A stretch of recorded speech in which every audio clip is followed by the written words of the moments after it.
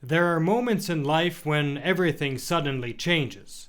For one father, that moment came with a diagnosis, and it set him on a journey he never expected. Stay tuned to hear the story. Welcome to Following Padre Pio. We're grateful to all those who quietly helped this apostolate continue reaching souls through Padre Pio's spiritual legacy. Today's story may touch your heart in ways you do not expect. Today's story comes from the book Pray, Hope, and Don't Worry, True Stories of Padre Pio by Diane Allen. It was shared by a man named Rocco Falatico from California who had met Padre Pio in the early 1960s. And it begins with something every parent can immediately relate to: concern for a child. Rocco first noticed that something was wrong with his 2-year-old son Rocky when the boy began having difficulty walking.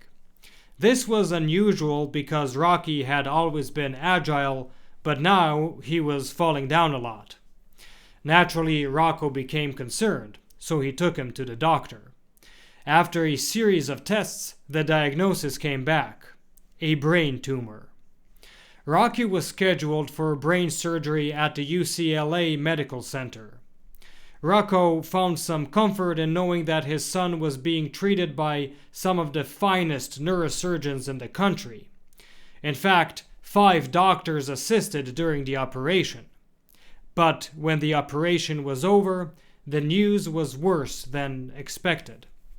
Dr. Richard Balch informed the family that the tumor was malignant, and worse, it was deeply integrated into little Rocky's brain, making it inoperable. Only a small portion could be removed. Rocky would now have to undergo 30 cobalt treatments, and the doctors themselves had different opinions about how long the child might live. But none of them believed he would survive. And so, as often happens in moments like these, the family, friends, and even neighbors all began praying for little Rocky.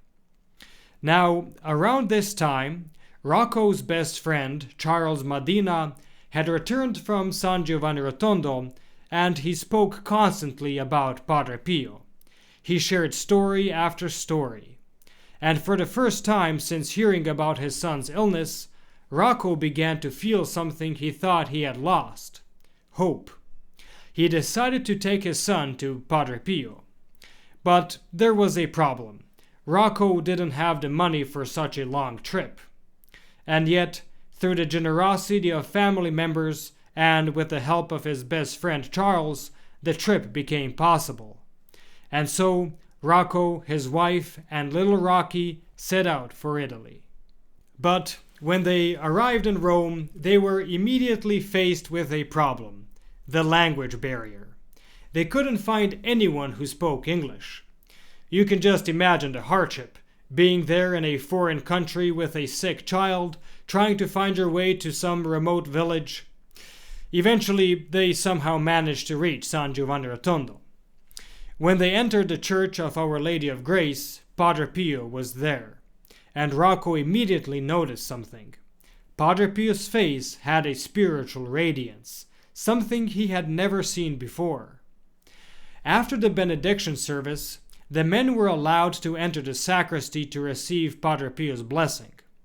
Rocco was holding little Rocky in his arms when Padre Pio entered the room, and in that moment, he felt overwhelmed.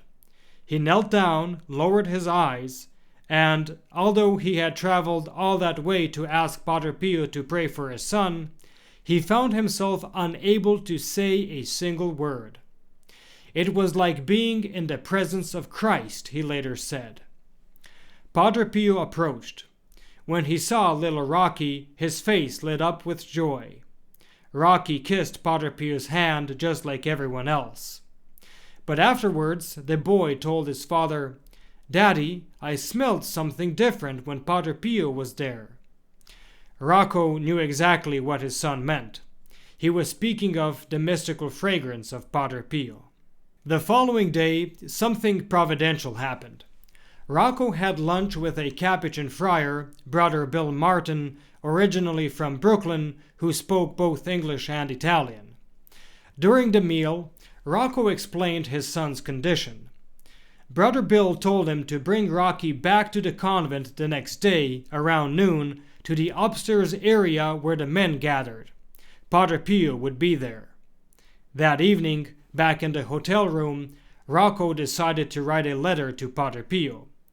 Unable to speak Italian, he did his best consulting his Italian-English dictionary. It was very difficult. He asked the hotel clerk to read the letter and see if it made sense. It passed the test. The next day, Rocco returned to the convent, letter in hand. He gave it to one of the Capuchins nearby and asked him to deliver it to Padre Pio. And then Padre Pio entered the corridor. Once again, Rocco knelt, and once again he could not speak. It was the same as the day before. Padre Pio came close, placed his hand on little Rocky's head, and gave him a blessing. Then, through an interpreter, he said something that Rocco would never forget. Padre Pio is going to offer his life to God at the Mass for the cure of your son. The author tells us that when Rocco heard those words, he felt a tremendous sense of assurance. Imagine hearing those words as a father after doctors had already given up hope. Not merely that someone would pray for your child, but that a saintly priest was willing to offer his own suffering and even his life to God for him. Rocco wanted to thank Brother Bill for his advice, but he never saw him again. Before leaving to return to California, he saw Padre Pio one last time. Without planning to, he asked, "Should my wife and I have more children?" "Yes, you must have more children," Padre Pio answered. Then he added something more. "You must live your lives in complete conformity to God's will. Your son's healing depends on it." Now, during those days in San Giovanni Rotondo, Rocky's condition already began to improve. And when they returned home, the improvement continued. The doctors were surprised. The child, who was not expected to live, recovered completely. Now, Rocky was too young to remember the details of that visit, but his father frequently spoke to him about it. He grew close to his father's best friend, Charles Medina, Uncle Charlie as he called him, who became his spiritual role model. Uncle Charlie always encouraged Rocky to put God first in his life, to pray, and to spend time in front of the Blessed Sacrament. All of our problems should be taken to Jesus in the Blessed Sacrament, he often said. Through the years, whenever Rocky, Rocco, and Uncle Charlie got together, Padre Pio was always their favorite topic of conversation. Uncle Charlie used to say that he never felt he was able to completely comprehend Padre Pio's true greatness. When speaking about Padre Pio, he would frequently repeat these words: "We don't know who we touched." If today's story reminded you how deeply Padre Pio still touches souls, we invite you to not remain only a viewer, but to become part of this spiritual family through the Protected Child of Padre Pio program. Together we continue placing intentions, sufferings, fears, and loved ones under Padre Pio's care through prayer and regular holy masses.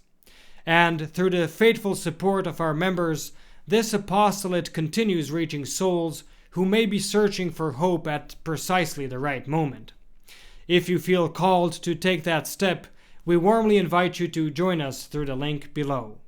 Thank you for watching. May Our Lady and Padre Pio bless you, and we'll see you in the next video.